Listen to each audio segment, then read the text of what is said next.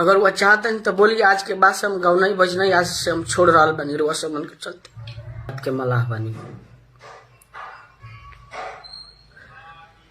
बताई कलाकार के इतना इतना सतावल जाए,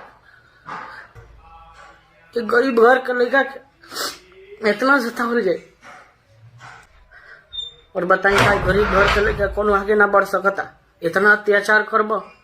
मने एगो साहनी कास्ट के बानी, हम छोट जात बानी तो इतना सतैब, इतना परेशान करब यार।